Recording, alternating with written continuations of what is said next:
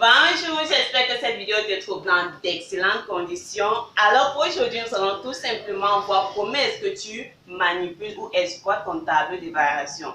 C'est-à-dire quoi? J'ai une fonction, je n'ai pas son expression, je n'ai pas son domaine, en fait, je n'ai rien là. La seule information qu'on m'a donnée, c'est le tableau de variation. Comment est-ce que tu utilises ce tableau pour établir le domaine, les limites, tout ce qu'on te demande, les dérivés, et ainsi de suite. Comment est-ce qu'on peut utiliser notre tableau pour parler de la dérivée et de la fonction en elle-même? Donc, c'est sur ça en fait qu'on va porter la vidéo d'aujourd'hui. Mais on ne va pas juste s'arrêter là. Donc, on va essayer d'aller un peu plus loin. On va tracer notre courbe et on va voir comment tracer un type particulier de courbe et ainsi de suite. Alors, comme l'exercice d'aujourd'hui est un peu long, ce qu'on va essayer de faire, c'est lire d'abord l'énoncé et question après question, on va résoudre. Et dans la résolution de chaque question, en fait, on va essayer de s'éduquer et de voir pourquoi est-ce qu'on fait ceci et ainsi de suite. Alors commençons par notre exercice. On nous dit soit f la fonction numérique et c de f sa courbe représentative dont le tableau de variation se représente comme suit. À la première question, on nous demande de donner le domaine de définition de notre fonction f puis de préciser les limites aux bornes de ce domaine de définition. Alors, commençons par la première question. J'ai besoin de deux éléments. Je veux les limites aux bornes du domaine et d'abord le domaine en lui-même. La seule information que j'ai va sur le tableau de variation de ma fonction. Alors, qu'est-ce que je sais du domaine? On m'a dit que le domaine de définition ou l'ensemble de définition d'une fonction, c'est en fait l'intervalle dans lequel je prends les valeurs de x de telle sorte chaque fois qu'il prend une valeur de x dans l'intervalle que tu me donnes, je peux trouver un f de x. C'est-à-dire quoi? Donc là où je regarde, c'est là où il y a les x. C'est ce que je veux. Où est-ce que je vais prendre les x? Alors, le tableau de variation, si on veut définir, ça sera en fait c'est ce tableau qui te donne des informations sur le sens de variation. Comment est-ce que ma fonction se comporte? Elle est croissante, décroissante, décroissante, croissante sur chaque intervalle en fait. Ici, on travaille dans R, on a une fonction numérique, on travaille sur R. Donc, de moins l'infini à plus l'infini, voilà comment se comporte ma fonction. Voici notre fonction f de x. Voici les informations qu'on a sur la dérivée. On verra comment utiliser ça. Occupons-nous de ce qu'on veut. On a dit quoi? Le domaine de définition, ce sont les x. Ça veut dire que si je veux les x, je passe sur la colonne, la ligne en fait des x. Alors, qu'est-ce que je vois? Je vois que pour on commence, lorsque voici x, je commence de moins l'infini jusqu'à plus l'infini. Et jusque-là, ma fonction existe, mais à ce niveau-ci. Donc, lorsqu'on met les doubles barres, c'est tout simplement pour dire que la fonction n'existe pas pour x égale à 2. Ça veut dire que je vais prendre n'importe quel réel, sauf le réel-ci. Si c'est existant à 2, on va avoir f de 2 égale à quelque chose. Comme par exemple, f de 3, ça serait 7, f de 1, ça serait moins 1. Or, pour 2, j'ai double barre, ça veut dire que ça n'existe pas. Ainsi donc, le domaine de notre fonction, ça sera quoi? Je travaille de moins l'infini jusqu'à plus l'infini, mais je ne prends pas la valeur 2. Donc, soit c'est, quelqu'un peut écrire R privé de 2, ou tout simplement, il dit quoi? Le domaine de ma fonction. On peut encore écrire R privé de 2. On a dit que pour éliminer un élément, j'ouvre à gauche et à droite. Donc, lorsque je suis à 2, j'ouvre l'information à gauche, et ensuite je rejette 2 et je... Donc, on a le domaine de notre fonction. On regarde les x. Maintenant, la deuxième chose qu'on nous a demandé, ce sont les limites aux bornes. Lorsqu'il te dit les limites aux bornes du domaine, voici le domaine de ta fonction. Ça veut dire que tu dois me donner la limite à moins l'infini, à gauche de 2, à droite de 2 et à plus l'infini. Voilà en fait des bornes. Maintenant, c'est dit quoi? Commençons à moins l'infini. La limite lorsque x tend vers moins l'infini de f de x. Alors, la notion de limite, lorsqu'elle dit par exemple, quelle est ta limite lorsque tu fais peut-être le saut en hauteur? Par exemple, pour moi, c'était 1 mètre 2, 1 mètre 20 au lycée. Ça veut dire que je ne peux pas sauter 1 mètre 3. En fait, je ne sautais pas 1 mètre 3. Ça veut dire que la limite, c'est en fait, comment dire, une valeur que tu ne peux pas dépasser. Donc, c'est une valeur que tu ne peux pas en fait dépasser. Tu peux l'atteindre, mais tu ne peux pas la dépasser. Je pouvais sauter 1 mètre 20, mais pas 1 mètre 3. Donc, je n'arrivais pas à plus d'1 mètre 20. Maintenant, c'est la même chose. Ça veut dire quoi? Lorsqu'elle dit que x tend vers moins l'infini, ça veut dire que pour des valeurs de plus en plus petites, je prends x moins 5, après je prends moins 10, après je prends moins 100. Comment se comporte mon f de x? Est-ce que ça prend des valeurs de plus en plus grandes ou de plus en plus petites? Là, c'est juste pour l'expression, pour définir ce que c'est qu'une limite. Vous savez que même parfois, si vous avez l'expression, vous pouvez donner les différentes valeurs à x, vous voyez un peu comment se comporte f de x si vous ne voyez pas directement votre limite. Mais il y a plusieurs propriétés pour définir rapidement et trouver les limites. Alors ici, comment tu utilises ton tableau d'évaluation? C'est dit quoi? Je veux lorsque x tend vers moins l'infini, f de x. Ici, on a moins l'infini, donc la limite à moins l'infini, c'est tout simplement moins l'infini. Donc, on aura moins l'infini. Ensuite, on a dit quoi? La limite à droite, à gauche d'abord, à gauche de f de x. Ça veut dire quoi? Je suis à gauche, voici la gauche, la droite. Ça veut dire quoi? Lorsque x, la limite, c'est tout simplement moins l'infini. Lorsque x est à gauche, c'est moins l'infini. Maintenant, je vais la limite lorsque x tend vers 2 à droite de f de x. Donc, soit vous mettez x tend vers 2 à gauche, ou alors quelqu'un peut tout simplement mettre x tend vers 2 à gauche. Ici, on peut dire x tend vers 2 à droite. Donc, ici, c'est quoi? Ici, c'est tout simplement, je suis à droite des 2, c'est plus l'infini. Voici notre limite, plus l'infini, plus l'infini. Et on va terminer avec la limite lorsque x tend vers plus l'infini de notre f de x. La limite en plus l'infini, c'est plus l'infini. Donc, on a plus l'infini. Donc, ça, c'était pour la première question. À la question 2, on nous demande de résoudre f' de x égale à 0 et d'en déduire le sens des variations de f. Alors, en 2, on a 2 points. D'abord, j'en déduis f' de x égale à 0. Ça veut dire quoi? Je cherche les x de telle sorte que la dérivée s'annule. On a dit que là où la dérivée s'annule, on mettait tout simplement le rond. Donc, on a le rond ici. Voici la colonne, la ligne de la dérivée en fait. Ça veut dire quoi? J'ai le rond à ce niveau, j'ai le rond ici. Ça veut dire que lorsque je vais donner à x la valeur 1, ma dérivée va être 0. Lorsque je vais donner à x la valeur 3, ma dérivée serait 0. Ça veut dire que si je veux là où ma dérivée s'annule, on aura l'ensemble de solutions, ça sera tout simplement 1 et 3. Ce sont les valeurs, je veux les x de telle sorte que j'ai f de 1. Pour x égale à 1, ma dérivée c'est 0. Pour x égale à 3, ma dérivée c'est 0. Donc voilà l'ensemble solution de f' de x égale à 0. Maintenant, l'autre information, le sens d'évaluation. Est-ce que ma fonction est croissante? Est-ce qu'elle est décroissante? Sur quel intervalle? Ainsi de suite. On a dit que le signe de la dérivée vous indiquait. Si la dérivée est positive, ça veut dire que ta fonction est croissante. Si elle est négative, ta fonction est décroissante. Alors, on va toujours utiliser la ligne de la dérivée. Donc, c'est dit quoi? Voici notre dérivée. On voit qu'elle est positive sur l'intervalle ci et qu'elle est également positive ici, tandis qu'elle est négative ici. On va donc dire quoi? Maintenant, sans d'évaluation, on va dire pour tout x. Lorsque je prends x dans l'intervalle, prenons d'abord celui-ci. On quitte de moins l'infini jusqu'à 1. Lorsque je quitte, on ouvre toujours à l'infini jusqu'à 1. Union. Soit je prends ici, soit je prends ici. Donc, l'union, ça veut dire que si je prends x ici, la dérivée est positive. Si je prends x ici, elle est positive. Donc, je vais prendre 3 plus l'infini. Ma dérivée est comment? F' de x est supérieur ou égal à 0. Donc, f est, la fonction sera tout simplement croissante. Donc, ça, c'est juste pour gagner en temps. Vous mettez la fonction est croissante. Maintenant, si on prend ici, elle est négative. On va donc dire quoi? Chaque fois que je vais prendre mon x dans l'intervalle 1, 2, union, 2, 3, ma dérivée sera tout simplement négative. Inférieure ou égale à 0. Et comme elle est négative, ça veut dire quoi? Notre fonction serait donc décroissante. Donc là où elle est positive, ma fonction croît. On voit même ici la fonction est croissante. Ici elle est croissante. Là elle est décroissante. Elle est décroissante. À la troisième question, on demande d'écrire les équations des tangentes ACF au point d'abscisse 1 et 3.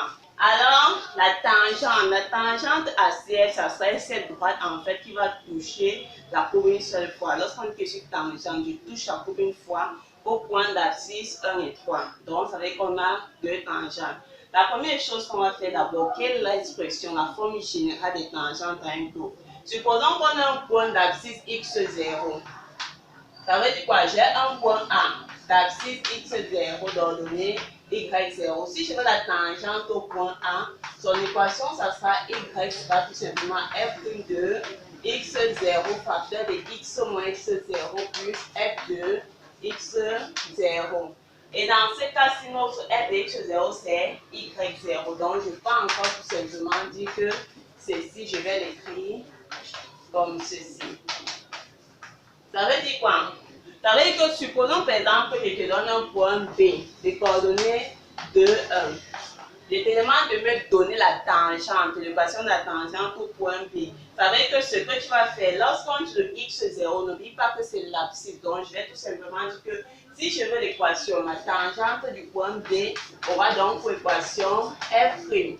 Là tu mets l'abscisse moins l'abscisse et ici là ça sera plus quoi? L'ordonnée. Si on te donne un point, ça veut dire que le x0 c'est toujours l'abscisse. Si on te donne un point avec son abscisse et son ordonnée, voilà là où tu mets l'abscisse, voilà où tu mets l'ordonnée. Maintenant, qu'est-ce qu'on nous a dit? Je veux deux tangentes, la tangente en 1 et en 3. Donc, disons la tangente en 1, mettons ça comme ça. Son équation serait quoi? Notre x, on a bien précisé d'abscisse 1 et 3. Donc, notre x c'est, prenons la première, on va dire f' de 1, x moins 1 plus f de 1. On n'a pas donné le point de coordonnées 1 avec son ordonnée, donc on a remplace par f de 1. Maintenant, je viens. Ici, ce que j'ai, c'est x égale à 1. La dérivée, on a bien dit que lorsque x égale à 1, la dérivée s'annule, donc la dérivée égale à 0. Ça veut dire que l'équation, si la dérivée, si c'est 0, maintenant, pour x égale à 1, maintenant je veux f de 1. F de 1, ça sera tout simplement moins 1. Donc ici, c'est tout simplement moins 1. Donc notre tangente aura pour équation y égale à moins 1. Maintenant, si je veux la tangente au point d'abscisse 3, j'applique toujours la formule. F' de 3, x moins 3, plus f de 3. Je viens. F' de 3. Pour x égale à 3, ma dérivée c'est 0. Donc ici, j'ai 0 facteur de x moins 3. Et ici, f de 3, c'est tout simplement 7. Donc j'ai plus 7. Donc on va dire que notre tangente. À la question 4, on demande de préciser les points où f atteint ses extréments. Alors, lorsqu'on parle des extréments, les extréments pour une courbe, c'est tout simplement le maximum, le minimum, en fait, s'il y en a. Donc, pour notre fonction, alors qu'est-ce qu'on regarde? Si je travaille, si je suis sur moins l'infini jusqu'à 2, je vois que jamais notre fonction se déplace de moins l'infini jusqu'à moins 1 et ensuite elle dépend vers moins l'infini. Ça veut dire quoi? Sur l'intervalle, si on aura tout simplement un maximum. Maintenant, on a dit de préciser où ce maximum est atteint. Le maximum ici, c'est moins 1. Maintenant, il sera atteint pour x égale à 1. Maintenant, si on travaille sur 2 plus infini, on quitte de plus infini vers 7 vers plus infini. Donc, on a plutôt à faire maintenant ici à un minimum. Et le minimum est atteint pour x égale à 3. Donc, le point où est atteint l'extrémat, c'est un point sur l'axe des x. Or, l'extrémat lui-même, ça veut dire que le maximum ou le minimum se trouve sur l'axe des ordonnées. Donc, rédiger ça, ça serait tout simplement dire quoi? Pour tout x, dans l'intervalle moins l'infini jusqu'à 2, je sais quoi? Je sais que mon f de x sera toujours, inférieur ou égal à moins 1. Je me déplace de moins l'infini, donc la plus grande valeur que peut avoir ma fonction dans l'intervalle, c'est la valeur moins 1. Donc, on va donc dire que moins 1, c'est le maximum. Donc, moins 1 est le maximum atteint. Maintenant, il a atteint à quel point? Il a atteint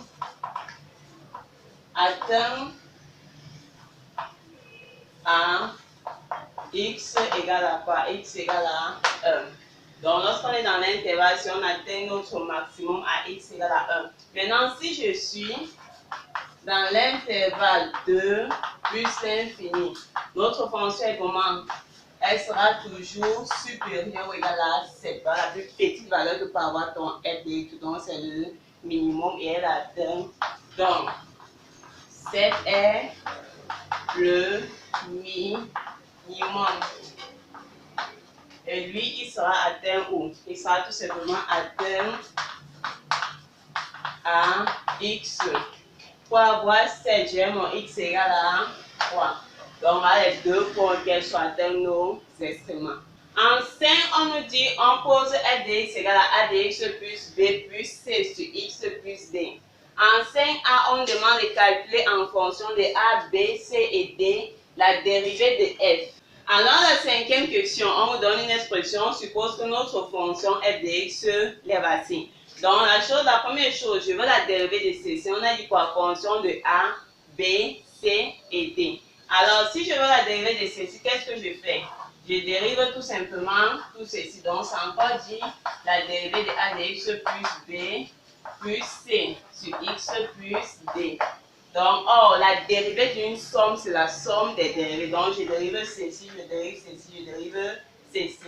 Alors, on a quoi? La dérivée de a de x, c'est tout simplement 1. b étant réel, sa dérivée, c'est 0.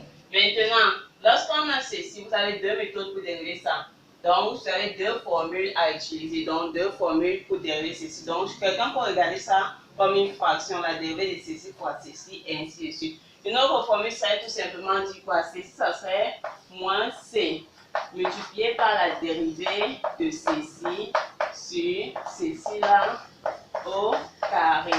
Donc, c'est dit quoi? C'est dit que notre dérivée, ça serait 1 moins la dérivée de ceci, c'est 1. Donc, j'ai tout simplement c sur x plus d, le tout au carré.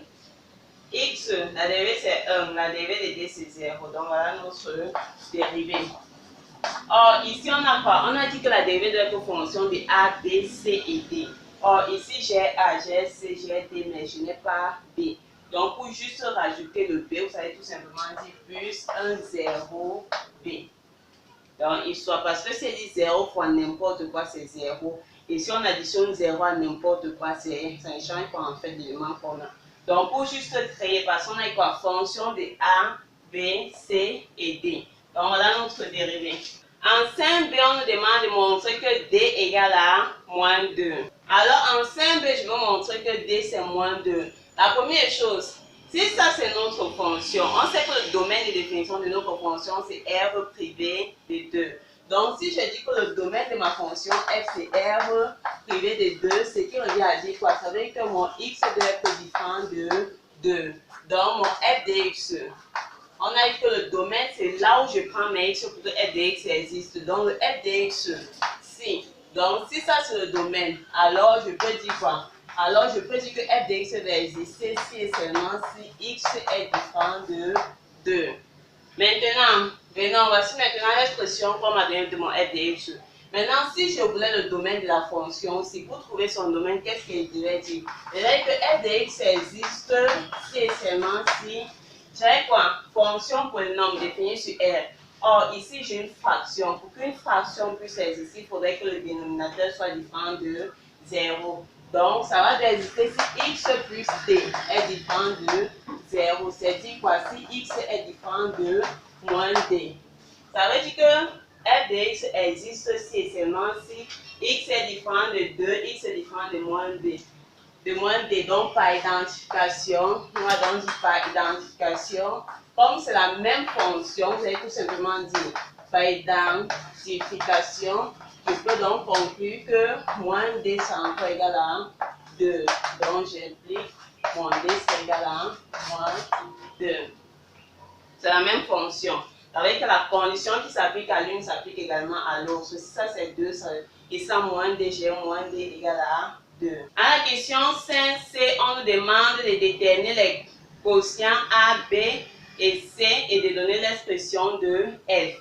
Alors, je vais déterminer A, B et C. On a déjà D. Ça veut dire quoi? Notre fonction, c'est tout simplement quoi? C'est tout simplement A de x plus B plus C sur x moins 2. La première information qu'on a avec le 5, la deuxième, c'est dit que ma dérivée, c'est tout simplement A. Donc, je mets A moins. On n'a pas encore trouvé le C. X moins 2 au carré. Voilà ma fonction, l'expression de la fonction, l'expression de la dérivée. Maintenant, je veux trouver A, B et C. Là encore, on utilise notre tableau d'évaluation. C'est-à-dire quoi? C'est-à-dire que lorsqu'on me dit pour x égale à 1, mon f de x égale à 1, pour x égale à 1, f de x égale à 1, moins 1. Ça veut dire quoi?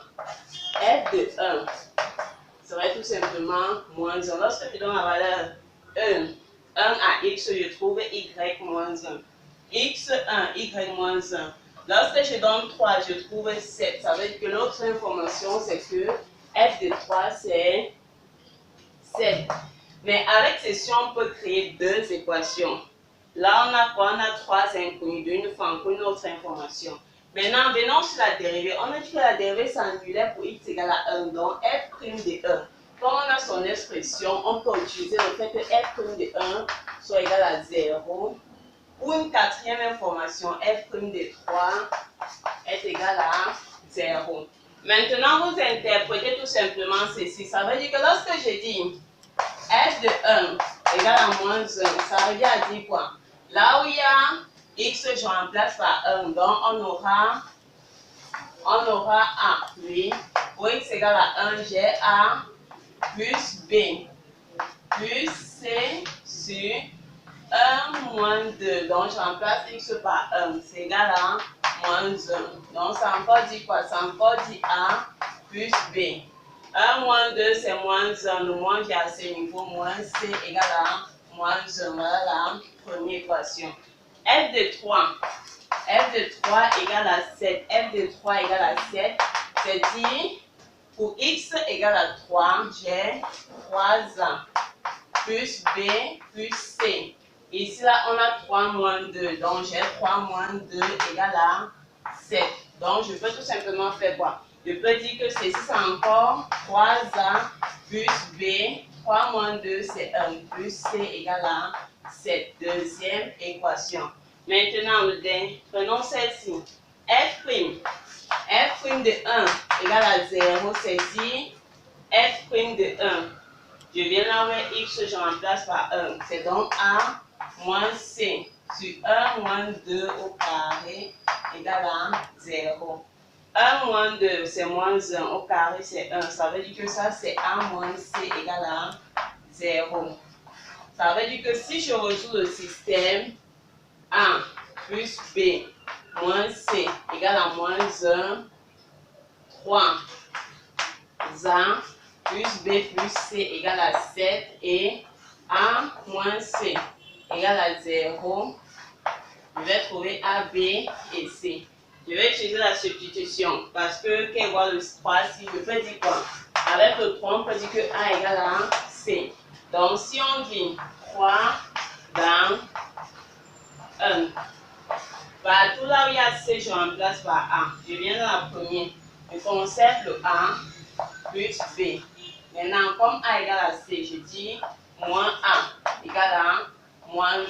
Donc, partout là où il y a C, je remplace par A la substitution. A moins A. J'ai donc B égale à moins 1. Donc, on a trouvé le B. Maintenant, si je dis le 3 dans le 2, ça veut dire que partout il y a où C, je remplace également par A comme j'ai fait ici. Donc, j'ai 3A plus B plus A égale à 7. Donc, j'ai 4A plus B. Or, B, on a trouvé moins 1 égale à 7. Donc, on aura 4A égale à 7 plus 1, 8. Donc, j'ai A égale à 2. Or, je sais quoi? A, c'est C. Ça veut dire que pour conclure, on va tout simplement dire que A va nous donner 2, B va nous donner moins 1 et C va nous donner également 2. A égale à C. Donc, notre fonction, son expression, c'est 2x, 2A. A de x, donc 2x moins 1 plus 2 sur x moins 2. Maintenant, la sixième question nous demande de montrer que la courbe CF admet une asymptote oblique et une asymptote verticale dont on déterminera. Alors, en ce qui concerne la notion d'asymptote, donc lorsqu'on parle d'asymptote, soit vous savez les asymptotes verticales. Pour voir si on a fait une asymptote verticale, tout ce que tu fais, c'est quoi? Si tu calcules la limite lorsque x tend vers A, de peut-être ton f de x, ça te donne l'infini. Ça veut dire que ça peut devenir plus l'infini ou moins l'infini. Ça veut dire quoi? X égale à 0 est l'équation de ton asymptote verticale. Si maintenant tu calcules la limite lorsque x tend vers l'infini de f de x, ça te donne par exemple un b, un réel. Donc a et b sont des réels. Ça veut tout simplement dire quoi? Maintenant tu auras y égale à b. Regarde bien. X tend vers 0, x égale à 0, f de x égale à b, y égale à b, c'est l'asymptote horizontale. X égale à 0, l'asymptote verticale. Maintenant, si tu calcules la limite, lorsque x tend vers l'infini de f de x peut être moins 1 a de x plus b, ça te donne 0. On va conclure que y égale à a de x plus b est tout simplement l'asymptote oblique. Alors, remarquez ceci. Si par exemple tu calcules la limite en moins l'infini, tu obtiens un réel et en plus l'infini, tu obtiens peut-être plus l'infini. Tu vas dire que tu as fait à une asymptote horizontale en moins l'infini. Donc là où tu as obtenu en fait le réel, c'est là que l'asymptote va exister. Si les deux côtés ça donne le même réel, c'est bon. Ça veut dire quoi? Suppose que tu calcules la limite lorsque x tend vers moins l'infini de f de x. Ça te donne par exemple, disons, moins 3. Maintenant, tu calcules la limite lorsque x tend vers plus l'infini de f de x, ça te donne, disons, plus l'infini. Alors, on va passer comment il dit que y égale à moins 3 sur une asymptote horizontale. Tu vas dire que c'est une asymptote horizontale en moins l'infini parce que c'est en moins l'infini qu'elle respecte la condition si. Donc, en plus l'infini, on ne va pas admettre d'asymptote horizontale. Alors, pour nous, c'est quoi? On veut deux asymptotes, une oblique et une verticale. Ça veut dire que l'oblique va respecter la condition si la verticale respecte ceci. Tu viens d'abord regarder notre tableau de variation. Lorsqu'on a la limite à gauche des deux, on a quoi? Limite lorsque x tend vers 2 à gauche, f de x c'est moins l'infini. Limite lorsque x tend vers 2 à droite, f de x c'est plus l'infini. Ça veut dire quoi? Si lorsque x tend vers a, j'obtiens l'infini, conclusion, on va dire donc x égale à 2 est une asymptote, donc est l'équation de l'asymptote. Voilà l'équation de l'asymptote verticale. Maintenant pour trouver l'asymptote oblique, lorsqu'on s'arrive en fait à écrire l'expression comme ceci, voilà tout simplement votre asymptote oblique. C'est-à-dire quoi? Regardez, si je fais limite, lorsque x tend vers l'infini plus ou moins, de f de x moins 2x moins 1, donc je prends exactement l'expression ici. Ça serait quoi? La limite, lorsque x tend vers l'infini, j'ai montré que mon f de x, je peux l'écrire comme 2x moins 1. Je peux l'écrire comme 2x moins 1 plus 2 sur x moins 2 moins 2x moins 1. Ça veut dire que celui-ci s'en va avec ceci. Donc, calculer la limite, c'est encore tout simplement dire que c'est la limite lorsque x va tendre vers l'infini de 2 sur x moins 2. Or, à l'infini, x moins 2, c'est la limite de x, donc j'ai l'infini. Donc, j'ai 2 sur l'infini. Un réel sur l'infini, c'est tout simplement 0. Donc, on a montré la condition aussi. On va donc conclure que donc, y 2x moins 1, c'est l'asymptote oblique à notre courbe CF. À la question 7, on nous demande d'étudier les positions relatives des C et de l'asymptote oblique. Alors, voici notre asymptote oblique. Supposons que sur une droite, ça c'est l'équation d'une droite, c'est D. Maintenant, je veux la position relative de ma courbe et de mon asymptote oblique. La première chose que vous faites, c'est quoi? Vous faites f de x moins y de votre asymptote. Ça va nous donner quoi? On a déjà fait ça. F de x moins l'équation de l'asymptote, c'est 2 sur x moins 2. Ça, c'est la question 7. Alors, qu'est-ce qu'on va dire? Déterminer les positions relatives. On a déjà dit en fait que la question même vous indique le type de résultat. On a dit que les positions, non, ce n'est pas juste une position. Si c'était juste une, que la courbe est peut-être en haut et la droite en bas, on aurait dit déterminer la position. Ça veut dire que ici, on sait déjà que j'aurai deux positions possibles. Maintenant, sur quel intervalle? Tout cela va dépendre tout simplement du signe de ceci ou encore du signe de ceci. Parce que si je connais le signe de ceci, ça veut dire que j'ai le signe de ça. Maintenant, qu'est-ce que je remarque? Si tu veux le signe de ceci, qu'est-ce que tu sais? Déjà un peu le tableau des signes de ceci rapidement, juste pour expliquer. Donc, je travaille sur moins l'infini 2 plus l'infini. Si je dis x moins 2, ça s'annule ici. On a dit quoi? Signe concret de ce qui est devant x. Ce n'est pas souvent du a lorsque vous avez a de x carré, c'est ce qui est devant x. J'ai plus 1. Donc, le signe concret à plus, c'est moins. Ici, j'ai plus. Alors, ici, une fraction, ça veut dire que ça n'existe plus en 2. Maintenant, comme ici, le signe c'est négatif là, et que celui-ci est plus, ça va faire plus fois l'expression ici qui est négatif qui est moins. Ça veut dire que si on avait eu peut-être moins d ici, devinait plus. Comme c'est plus, vous aurez moins fois moins. Donc ici c'est plus fois moins, moins, le plus du numérateur fois plus, plus. Maintenant, ça veut dire quoi? Chaque fois que je vais prendre x dans l'intervalle moins l'infini 2, j'aurai tout simplement mon 2 sur x moins 2 qui serait comment? Négatif. Or, 2 sur x moins 2, c'est tout simplement dire f de x moins y est négatif ou encore f de x est inférieur à y. Donc, si f de x est inférieur à y, ça veut dire quoi?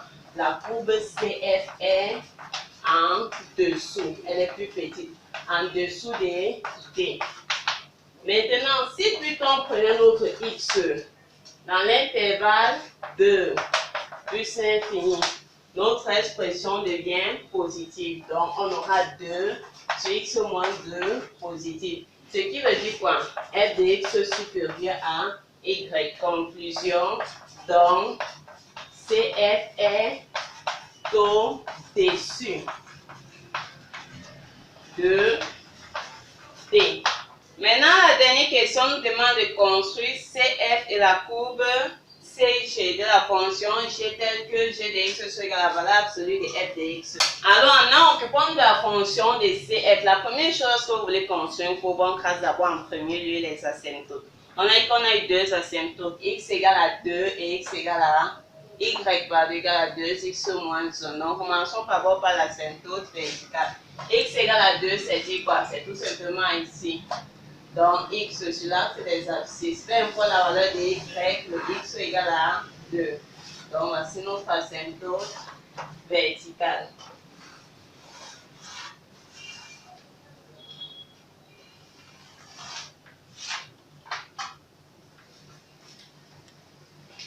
Maintenant, la deuxième asymptote, c'est une asymptote oblique. Alors, pour tracer une droite, n'a que besoin de deux points pour être tracée. Ça veut dire que je trouve deux points qui appartiennent à la droite et je trace ma courbe. Alors, si je prends x égale à 0, j'aurai y égale à, je viens en remplacer par 0, j'ai y égale à moins 1. Si je prends par exemple x égale à 1, j'ai quoi? 2 fois 1, 2 moins 1, c'est 1. Donc, je viens x égale à 0, y serait moins 1. Donc, moins 1. Alors, là, sur les appuis, j'ai pris 1 cm pour une unité. Sur les ordonnées, j'ai pris 1 cm pour 2 unités. Donc, moins 1, ça sera 0,5 cm. Donc, voici le moins 1.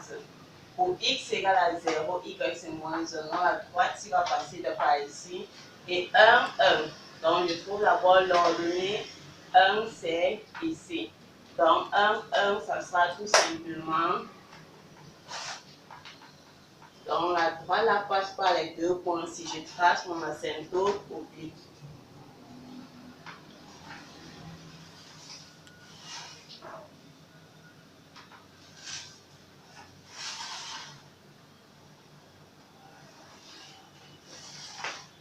Maintenant, quand vous avez fini les asymptotes, vous vous occupez d'abord des excréments. Ça veut dire quoi? On a dit qu'il y en avait deux. Donc, pour x égale à 1, y, f de x c'est moins 1. Donc, pour x égale à 1, f de x c'est moins 1. Ça veut dire quoi? Ça veut dire que notre courbe voici son maximum sur l'intervalle moins l'infini de. Pour x égale à 3, f de x c'est 7. Pour x égale à 3, f de x c'est 7. Donc, je trouve d'abord mon 7, il est voilà. Donc, c'est pour x égale à 3. Donc, pour x prenant quelle valeur? La valeur 3. Voilà, la courbe, voilà le minimum. Maintenant qu'on a fini, je sais quoi? Je sais que la fonction est croissante, décroissante, de moins l'infini jusqu'à 2. Maintenant, j'essaie de trouver 2 à 3 points. J'ai l'expression.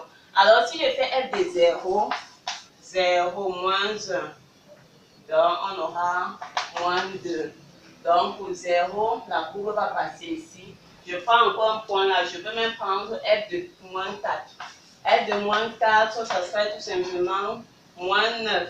Et si on a moins 4, moins 6, donc c'est moins 9. Et là, vous avez 2 sur moins 6, ça va faire moins 1 tiers. Donc ça, c'est moins 9,33. Donc ici, là, 9 d'abord, 9. 9, c'est tout simplement, voilà, moins 9. 9,3, ça sera quelque part là. Donc pour moins 4, je fais tout simplement comme ceci. Ça sera ici, donc prends ce point-ci, ça sera tout simplement là. Donc avec ça, on peut même poser f de moins 2, ça serait tout simplement moins 5, moins 2, moins 1,5. Donc moins 5,5. Donc moins 5,5, ça sera quelque part moins 5,7. Donc je prends des demi-points. Ça en fait pour avoir une belle allure de notre courbe. Maintenant, je peux tracer comme ceci.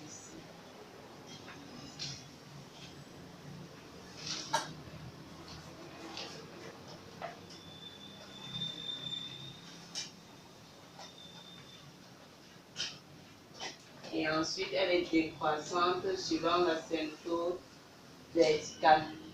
Maintenant, on vient ici, on fait la même chose. On a f de 3. Si je prends pour x égale à 4, f de 4, on a 8, on a 7. Prenons plutôt f de 5 pour ne pas aller vite. F de 5, on aura 10, 9. Ben, on a 10, on a 9. Ici, on a 5 plus 2 sur 3. Donc, ça va faire 9,66. Donc, ici, on a 9,66. On peut dire quelque part là. Donc, alors, ici, pour moins 5, donc voilà notre point. Donc, on n'a pas besoin, on va tout simplement tracer ça comme ceci.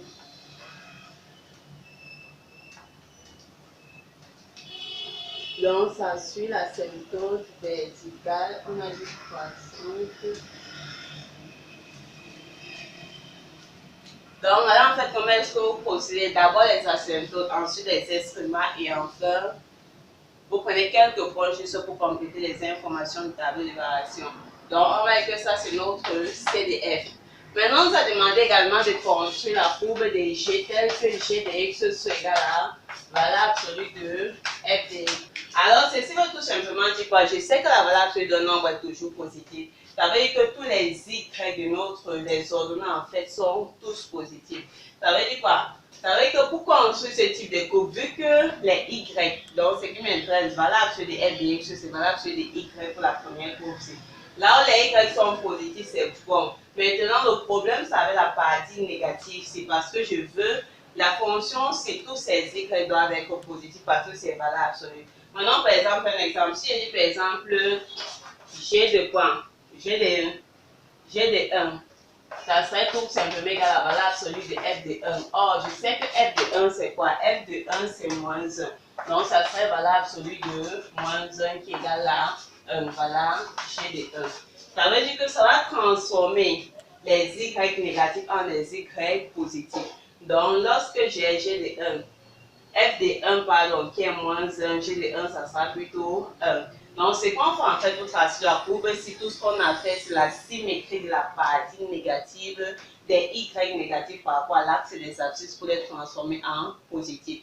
Par exemple, le point d'abscisse 1 moins 1, l'image par rapport à la symétrie, ça serait tout simplement le point d'abscisse 1, 1. Et voilà ça qui est vérifié. Donc pour faire ça, je laisse la portion de la courbe là où le Y est positif parce que la valeur des nombres positifs reste inchangée. Pour avoir le posé de la partie, si je fais pas la symétrie des axes des abscisses, ça encore dit quoi? Je vais prendre la partie négative, la partie en fait qui est sur le côté négatif, je la fais monter.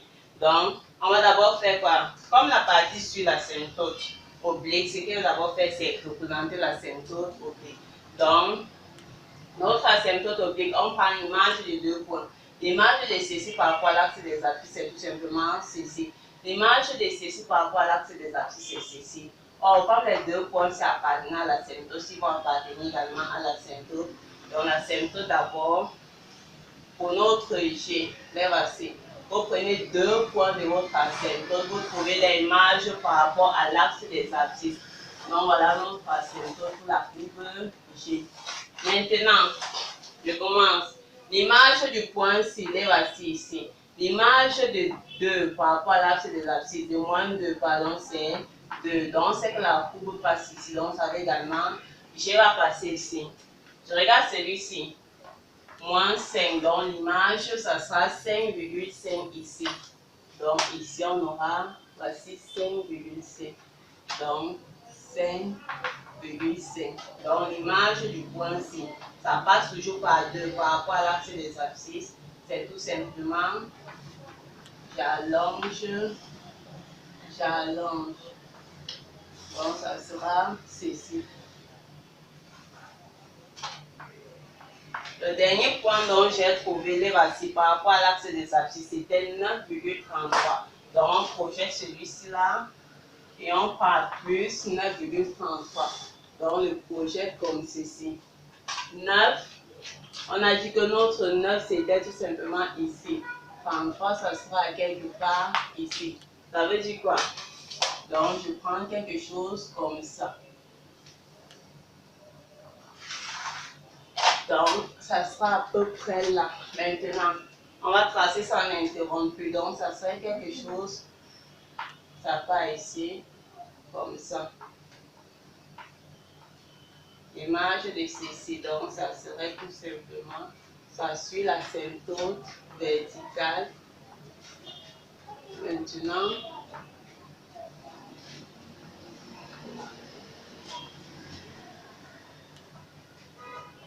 ça suit l'asymptote oblique. Donc, ça là, c'est pour la portion. Si donc de moins l'infini à voici G de X sur la courbe de C de G.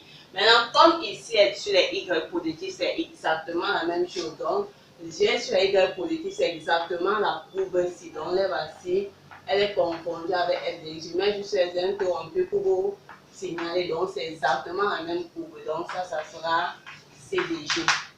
C'est en fait comme ceci que vous procédez lorsque vous voulez construire ce type de courbe.